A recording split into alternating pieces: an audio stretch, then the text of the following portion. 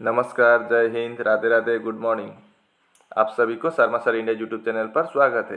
Reasoning का आज का इस क्लास में मैंने आप लोगों के सामने अलग अलग टॉपिक का सवाल लेके हाजिर हुआ हूँ, इसलिए वीडियो को फर्स्ट टू लास्ट देखिए। और अगर आपको वीडियो पसंद आए तो वीडियो पर लाइक शेयर कमेंट करना और चैनल को भी ज़रूर सब्सक्राइब कर देना, ठीक है। अब देर न करते हुए हम वीडियो स्टार्ट करते हैं। देखते हैं आज का पहला सवाल क्या है। What will come in place of the question mark in the following series. या क्वेश्चन मार्क की जगह पर क्या आएगा इस श्रृंखला में, तो क्या आएगा हम चेक करेंगे, ठीक है। तो इसके साथ इसका, इसके साथ इसका हम डिफरेंस देखेंगे, तभी हमको पता चलेगा। तो 29 के साथ अगर हम 11 प्लस कर देंगे तो कितना आएगा, 40 आएगा। 40 के साथ 4 प्लस कर देंगे तो 44, 44 के साथ अगर हम 8 प्लस कर देंगे तो 52। अब यहाँ पर क्या प्लस करेंगे पता नहीं, क्योंकि क्वेश्चन मार्क है तो इसका पता नहीं चलेगा और इसका भी पता नहीं चलेगा। तो यहाँ पर लॉजिक क्या है, 11 है, इधर 4 है, इधर है 8 है, तो इससे कोई लॉजिक बनता नहीं दिख रहा है, ठीक है। तो हम अब लॉजिक क्या करेंगे, चेंज कर देंगे। इतना तक तो मालूम है कि 29 के साथ अगर हम प्लस 11 करेंगे तो 40 आएगा, 40 के साथ प्लस 4 करेंगे तो 44, 44 के साथ प्लस 8 कर देंगे तो 52, ठीक है। अब ये 11 कैसे आया बोले तो यहाँ पर 29 है ना, यही है 2 + 9 11, ठीक है। अब यहाँ पर 40 में क्या है, 4 + 0 है, वही 4 है। इधर 44 में जो है वही 4 + 4 है। तो अगला क्या है 52, मतलब 5 + 2 कितना होगा, +7 होगा। यहाँ पर आपका +7 हो जाएगा, ठीक है। मतलब इस में 52 में 5 और 2 है तो मैं इसको नीचे यहाँ कर देता हूँ, 5 + 2 कर दिया तो 7 आया। तो 52 + 7 कितना होगा, 59 होगा, ठीक है। अब 59 का मतलब देखिए 5 और 9 होता है 59 का मतलब, ठीक है। तो अगर हम यहाँ पर 5 + 9 कर देंगे तो कितना होगा, +14 होगा, ठीक है। 5 + 9। अब हम 59 के साथ 14 प्लस करने पर 73 आता है, मतलब क्वेश्चन मार्क की जगह पर क्या आएगा, 59 आएगा। ये सही है, ठीक है। उम्मीद है कि आप इसको अच्छी तरह से समझ गए होंगे। ये फिर यानी कि आपका 59 कहाँ है, ए ऑप्शन में 59 है, तो आपका ए ऑप्शन सही जवाब होगा, ठीक है। ये रहा अगला सवाल। अगला सवाल में क्या बोला है, अगर 58 × 12 4 होगा और 37 × 96 5 होगा और 11 × 20 2 होगा तो 42 × 12 क्या होगा। तो देखते हैं 58 × 12 से कैसे 4 आया है। 58 × 12 है ना, यहाँ से 4 आया है। तो देखिए यहाँ पर 5 + 8 कर देंगे तो कितना होगा, 13 होगा। प्लस कर देंगे 1 + 2 3। अब 13 + 3 कितना होता है, 16 होता है। 16 का मतलब ये आपका 4 का स्क्वायर है, तो यही आपका 4 है, ठीक है। अब अगले में देखते हैं, यहाँ पर 37 है तो 37 कितना होता है, 10 होता है। प्लस कर देंगे 9 और 6 कितना होता है, 15। अब 10 और 15 25, मतलब 5 का स्क्वायर है, तो वही 5 है, ये 5, ठीक है। अब इसको भी देखते हैं, 11 × 20 है तो 11 में क्या है, 1 और 1 है, तो 1 + 1 कितना, 2 होगा। प्लस यहाँ 2 + 0, 20 में 2 0 है तो 2 + 0 2 होगा, तो 2 + 2 4, 4 का मतलब 2 का स्क्वायर है, तो यही 2 है, ये ठीक है। अब हम क्या निकालना है, 42 × 12 का, तो 42 में 4 और 2 प्लस करेंगे तो कितना होगा, 6 होगा। प्लस 1 और 2 प्लस करेंगे तो 3 होगा, तो 6 + 3 कितना, 9। 9 का मतलब 3 का स्क्वायर है, तो हम 3 पकड़ेंगे। तो आपका सी ऑप्शन में 3 है, तो आपका सी ऑप्शन सही जवाब होगा, ठीक है। इस सवाल को ध्यान से देखिए। A clock when seen from the mirror shows time 3:45. What is the real time in the clock? मतलब अगर हम एक घड़ी को शीशे से या आईने से देखें तो कितना टाइम दिखाई दे रहा है? 3:45। तो उस घड़ी ओरिजिनल टाइम कितना है घड़ी में? हमने कहाँ पर देखा था? मिरर, शीशे में या आईने में देखा तो 3:45 दिखाई दे रहा है। तो ओरिजिनल टाइम घड़ी में कितना हुआ है वही निकालेंगे हम, ठीक है। तो उसके लिए एक ही फार्मूला है, क्या करेंगे हम? 11:60 से जो टाइम दिया है उसको माइनस कर देंगे। तो कितना टाइम दिया है? 3:45। तब इसको हम माइनस कर देंगे, ठीक है।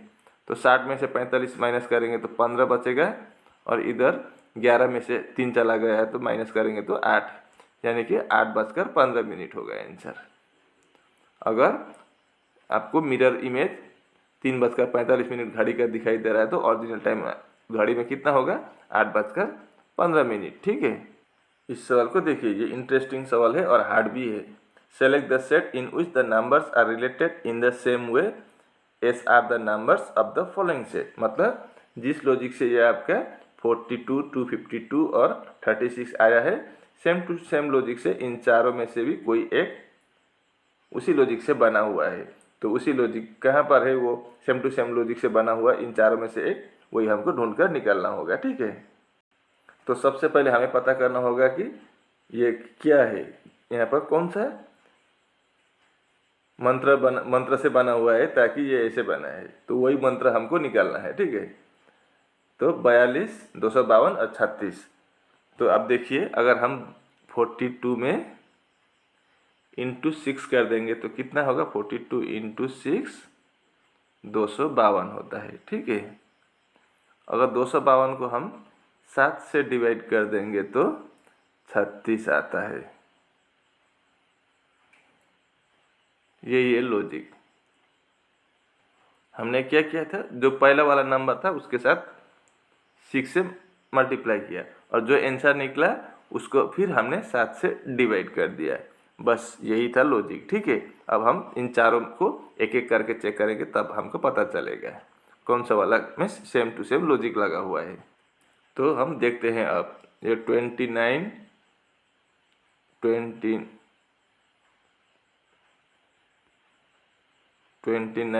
तो हमें इंटू 6 करना होगा। तो 29 इंटू 6 कितना होता है? 174 होता है। लेकिन यहाँ पर तो 176 दिया गया है, तो ये आपका नहीं होगा, पहला ऑप्शन गलत है, ठीक है। अब दूसरा चेक करेंगे, 35 इंटू 6 करेंगे तो कितना होगा? 210 होता है। अब तीसरा कितना है? 52 इंटू 6 कर देंगे तो कितना होगा? 52 इंटू 6 312, ये भी ठीक ही है। और चौथा में क्या है? 47 है। तो 47 इंटू 6 कितना होता है? 282 होता है, ये भी ठीक ही लग रहा है। तो पहला वाला तो हम इसको काट देंगे, ये होगा ही नहीं, 174 आ रहा है। अब इसको हम क्या करेंगे? डिवाइड बाई 3 करेंगे, इसको भी डिवाइड बाई 3, इसको भी डिवाइड बाई 3 करेंगे। तो अगर हम 210 को 3 से डिवाइड करेंगे तो कितना आएगा? और सॉरी, डिवाइड बाई 3 नहीं, डिवाइड बाई 7। इन तीनों को डिवाइड बाई 7 होगा, ठीक है। तो अगर हम 210 को 7 से डिवाइड करेंगे तो कितना आएगा? 30 आएगा। 312 को अगर हम 7 से डिवाइड करेंगे तो 44.57 आएगा। और 282 को अगर हम 7 से डिवाइड करेंगे तो 40.29 आएगा। लेकिन यहाँ पर 46 है, यहाँ पर 44.57 आया, तो ये नहीं होगा। इधर 39 है लास्ट में, इधर 40.29 आया, तो ये भी नहीं होगा। लेकिन यहाँ पर देखिए आपका 30 आ गया, तो यहाँ पर 30 है, तो आपका लॉजिक हमें बी ऑप्शन से मिल गया है। लॉजिक सेम टू सेम है बी ऑप्शन में, तो आपका बी ऑप्शन सही जवाब होगा, ठीक है। इस सवाल को देखिए, 4 different position of a same dice is given below, what will be the opposite face of M. एक ही डाइस के 4 अलग अलग तरह से दिखाया गया है, अलग अलग पोजीशन से दिखाया गया है एक ही डाइस का, ठीक है। तो हमें पता करना होगा कि एम के अपोजिट में क्या होगा। तो एक काम करते हैं, दो डाइस को आपस में मिला लेते हैं, ठीक है, तो हमको आंसर मिल जाएगा। तो हम पहला और दूसरा को ही ले लेते हैं, किसी को भी ले आप, आंसर निकलेगा ही निकलेगा। तो कॉमन क्या है, इन दोनों में एम कॉमन है, तो हम एम ऐसा कर देंगे, ठीक है। तो हम इसको क्या करेंगे, क्लॉकवाइज दिशा में घुराएंगे, घड़ी के दिशा में, तो इस तरह से घूमेगा। तो एम के बाद क्या है, ए है, तो ए होगा, और ए के बाद क्या है, पी है, तो पी ऐसा होगा। इधर क्या है दूसरे में, एम के बाद डी होगा, और डी के बाद एफ होगा, हो गया है। तो इससे क्या पता चला, पी के अपोजिट क्या है, एफ है, और ए के अपोजिट डी है। तो एम के अपोजिट में क्या होगा, जो यहाँ पर नहीं है वही होगा। तो क्या नहीं था, यहाँ पर देखिए, मैं एक काम कर देता हूँ आपको समझने के आसान के लिए। ए है ना, ये ए और डी अपोजिट है, तो मैं ए को काट देता हूँ, और ए कहाँ है, यहाँ पर भी ए है, तो इसको भी काट देता हूँ। ए का अपोजिट क्या है, डी है, डी को भी काट देता हूँ। और पी का अपोजिट क्या है, एफ है, पी और एफ दोनों को काट देता हूँ। एफ इधर एक है, एफ एक इधर है, और पी का अपोजिट एफ, तो पी को भी काट देता हूँ। तो एम के अपोजिट में क्या बचा है, डब्ल्यू बचा है, ठीक है। तो आपका सी ऑप्शन में डब्ल्यू है, तो आपका सी ऑप्शन सही जवाब होगा। एम का अपोजिट में क्या होगा, डब्ल्यू होगा। इस सवाल को देखिए, if tree is equal to 12, अगर ट्री का कोड 12 है और केट का कोड 8 है, तो हमें मैंगो का कोड निकालना है, ठीक है। तो अब हम इसका प्लेस वैल्यू लेके चेक करते हैं। मैंने इनका प्लेस वैल्यू लिख दिया। टी का कितना है, 20 है, आर का 18 है, ई का 5 है, और सी का 3 है, ए का 1 है, टी का 20 है, एम का 13, ए का 1, एन का 14, जी का 7 और ओ का 15, ठीक है। अब हम इनको प्लस करके देखते हैं। 20 प्लस 18 38, 38 और 5 5 10, 38 प्लस 10 48 होता है यहाँ पर। अब यहाँ पर 3 प्लस 1 4 प्लस 20 24 होता है। इधर 13 प्लस 1 14, 14 और 14 28, 28 और 7 35, 35 प्लस 15 50 होता है, ठीक है। लेकिन ट्री का कोड कितना दिया है, 12 है। तो अगर हम 48 से 12 लाना हो तो क्या करेंगे, हम डिवाइड बाई 4 कर देंगे, तो 12 आ जाएगा। और दूसरा केट में कितना है, 8 है, तो 24 से 8 लाना हो तो क्या करेंगे, हम डिवाइड बाई 3 कर देंगे। तो यहाँ पर हम क्या डिवाइड करेंगे, यहाँ पर ट्री में कितना अक्षर है, 1 2 3 4, इसलिए हमने 4 से डिवाइड किया। केट में 3 अक्षर है, CAT, इसलिए हमने 3 से डिवाइड किया।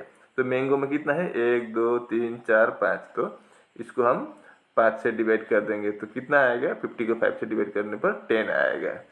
ऑप्शन में 10 है क्या, आपका सी ऑप्शन में 10 दिखाई दे रहा है, तो आपका सी ऑप्शन सही जवाब होगा।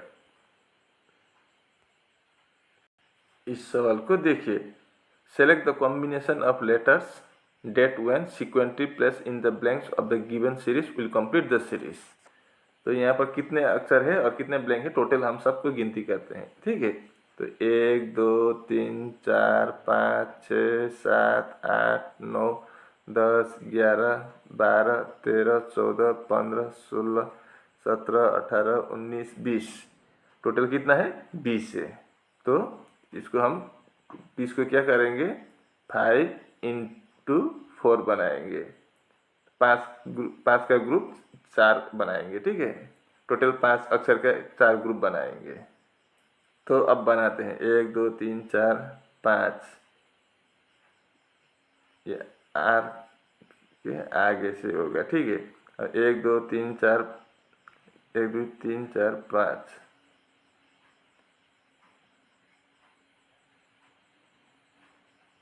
1 2 3 4 5, 1 2 3 4 5 हो गया हमारा। 5 का 4 अलग अलग ग्रुप बन गया, ठीक है। तो यहाँ पर पहला अक्षर क्या है, टी है, लेकिन यहाँ पर आर है, तो इसको छोड़ दिए। तो यहाँ पर टी दिखाई दे रहा है, तो टी के बाद क्या है, आई है, तो हम यहाँ पर आई बना देंगे, ठीक है। अब अगला चेक करते हैं, TIGE हुआ है, यहाँ पर TIGE हुआ तो TIGE लास्ट में क्या है, R है, तो यहाँ पर R बना देते हैं। पहला और तीसरा सेम टू सेम हुआ है, ठीक है। अब दूसरा में क्या है, R है स्टार्टिंग में, तो इसका दूसरा में क्या है, R है, तो यहाँ पहला अक्षर R होगा। उसके बाद E है, E ठीक ही है, इधर G है तो यहाँ पर G होगा। उसके बाद क्या है, I है तो यहाँ पर I, और लास्ट में क्या है, T है तो यहाँ पर भी T होगा। तो फिर क्या समझ में आया, पहला और तीसरा सेंटेंस का संबंध है तो दूसरा और चौथा का संबंध है, ठीक है। तो हमने क्या क्या लिखा वो देखेंगे। पहला क्या, आई लिखा, उसके बाद आर लिखा, उसके बाद जी टी, IRGT, उसके बाद GE, उसके बाद RI, ये कहाँ पर है, IRGTGERI, डी ऑप्शन में है, तो आपका डी ऑप्शन सही जवाब होगा। इस सवाल को देखिए, स्टेटमेंट में क्या दिया है, P = U, is greater and equal to N, is greater than J, is smaller than A, is smaller than B, is smaller than I। अब कंक्लूजन में क्या दिया है, पहला कंक्लूजन चेक करेंगे हम, P is greater than J, P J से बड़ा है, तो P कहाँ है, यहाँ है, P यहाँ है, और J कहाँ है, यहाँ है, तो ये बात क्या सही है।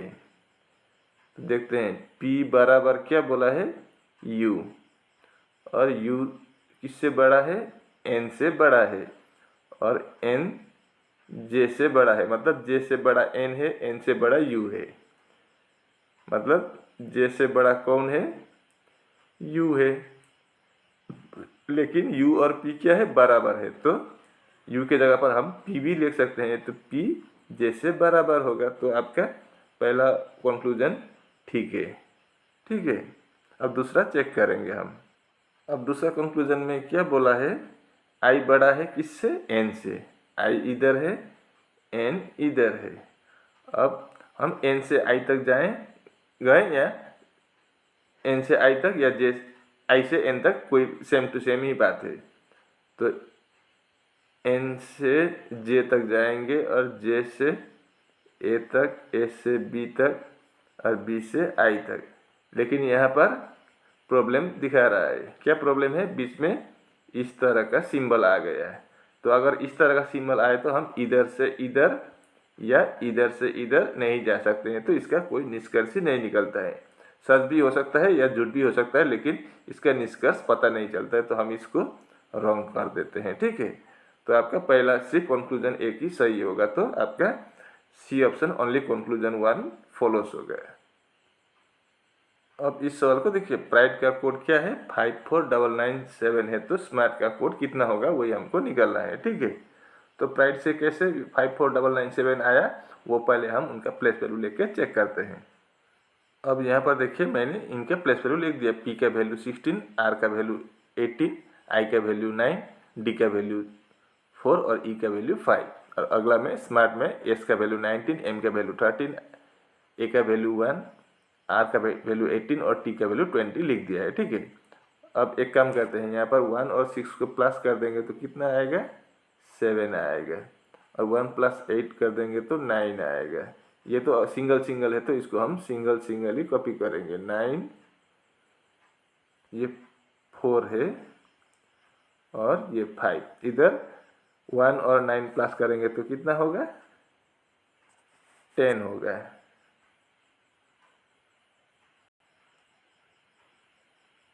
इधर 1 + 3 प्लस करेंगे 4, 1, 1 + 8 9, 2 + 0 2 होगा लास्ट का।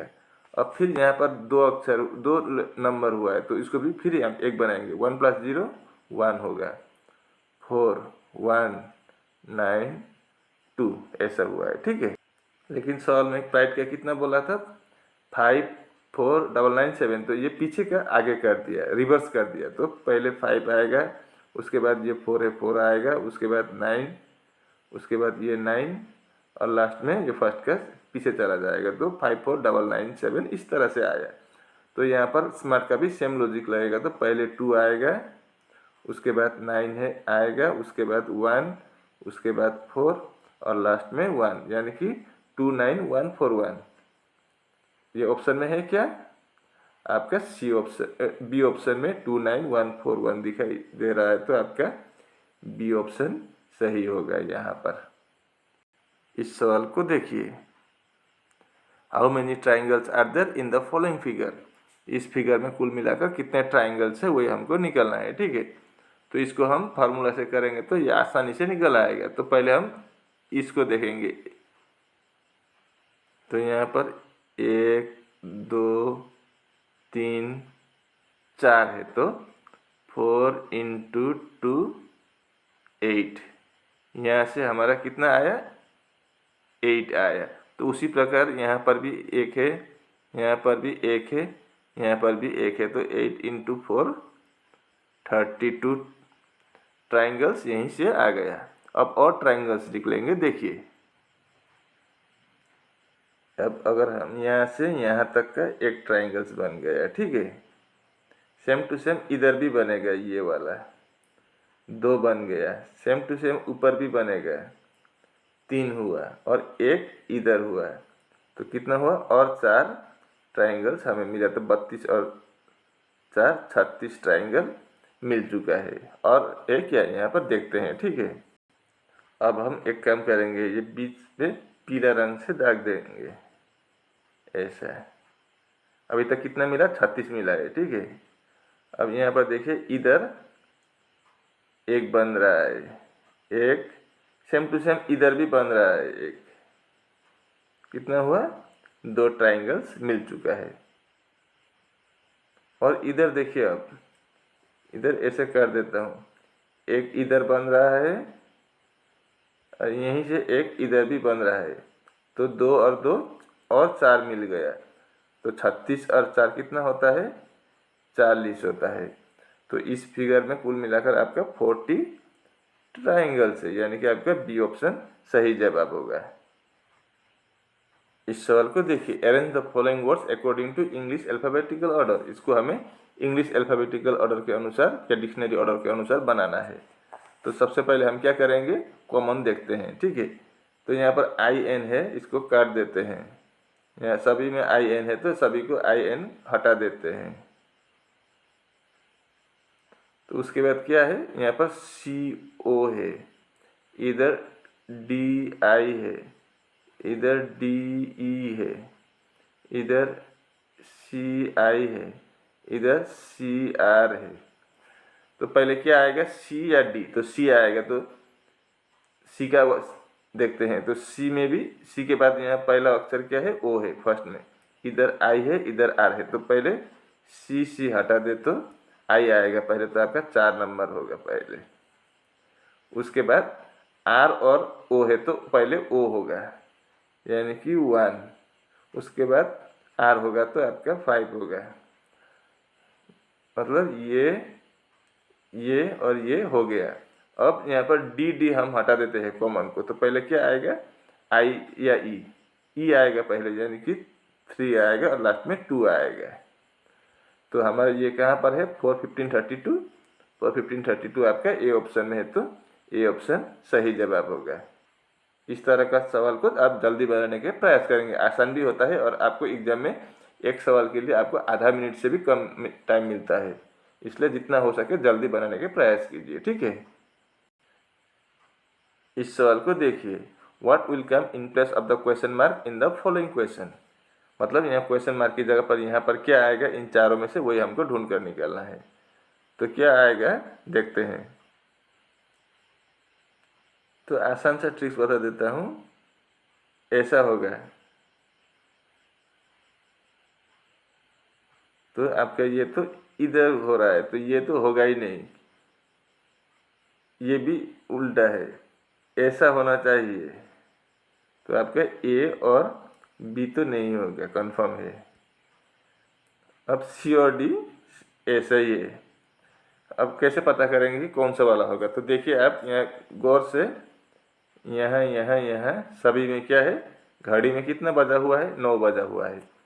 तो आपका सी ऑप्शन में एक घड़ी है 3 बजा हुआ है यहाँ पर, तो ये नहीं होगा। डी में तीनों का तीनों घड़ी में कितना बजा है, 9 बजा है, तो आपका डी ऑप्शन का घड़ी, डी ऑप्शन वाला सही होगा। ठीक है, तो आपका डी इज द परम सत्य आंसर। इस सवाल को देखिए, find out the odd one. इन चारों में से कौन सा वाला विषम होगा वही हमको निकालना है। तो 13 से 100 कैसे आया वो हम देखते हैं। एक काम करते हैं, अगर हम 13 इंटू 7 कर देंगे तो कितना आएगा, 91 आएगा। 24 इंटू 7 कर देंगे तो 168 आएगा। 31 इंटू 7 कर देंगे तो 217 आएगा।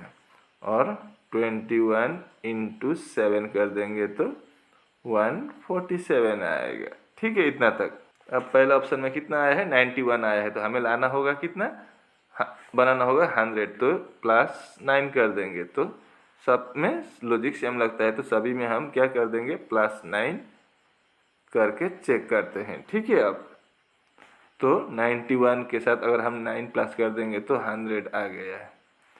दूसरा वाला 168 के साथ अगर हम +9 कर देंगे तो 177 आ गया। तीसरा में 217 के साथ अगर हम 9 प्लस कर देंगे तो 226 आ गया। और 147 के साथ अगर हम 9 प्लस कर देंगे तो कितना आएगा, 156 आएगा। ठीक है, अब देखिए यहाँ पर 166 है, लेकिन यहाँ पर कितना आया, 156 अलग आया। बाकी में देखिए 100 था, 100 आया है। 177 का 177, 226 का 226, लेकिन 166 के जगह पर 156 आया। तो मतलब आपका डी ऑप्शन विषम होगा या ओड होगा यहाँ पर। इस सवाल को देखिए, चूज द रिलेटेड वर्ड। संबंधित शब्द को हमें चयन करना होगा। ठीक है, कैंगेरू इज टू ऑस्ट्रेलिया है तो व्हाइट एलिफेंट इज टू क्या होगा। मतलब कैंगेरू कहाँ पाए जाते हैं, ऑस्ट्रेलिया में पाए जाते हैं। ठीक है, तो व्हाइट हाथी यानी कि सफ़ेद रंग के हाथी कहाँ पाए जाते हैं, चाइना में, इंग्लैंड में, थाईलैंड में या यूएसए में। सफ़ेद रंग का हाथी कहाँ पाए जाते हैं पता है आपको, वो सिर्फ थाईलैंड में पाए जाते हैं। ठीक है, तो थाईलैंड कहाँ पर है आपके, किस ऑप्शन में, सी ऑप्शन पर आपका थाईलैंड है, तो सी ऑप्शन सही जवाब होगा। उम्मीद है कि आप इसको अच्छी तरह से समझ गए होंगे। और इसी के साथ आज का वीडियो यहीं पर समाप्त होता है। अगर वीडियो अच्छी लगी तो वीडियो को अपने दोस्तों के साथ भी ज़रूर शेयर करना, फेसबुक या व्हाट्सएप के माध्यम से। ठीक है, और अगर आप चैनल पर सब्सक्राइब नहीं किए हो तो कृपया करके चैनल को भी ज़रूर सब्सक्राइब कर देना, ताकि हमें भी आपके एक सब्सक्राइब से बहुत ढेर सारे मोटिवेट मिल सके। मैं ऐसे ही मुद्दे लेकर आपके सामने अगले वीडियो में फिर हाजिर होऊंगा। तब तक के लिए मुझे विदा दीजिए। आपका दिन शुभ हो। राधे राधे।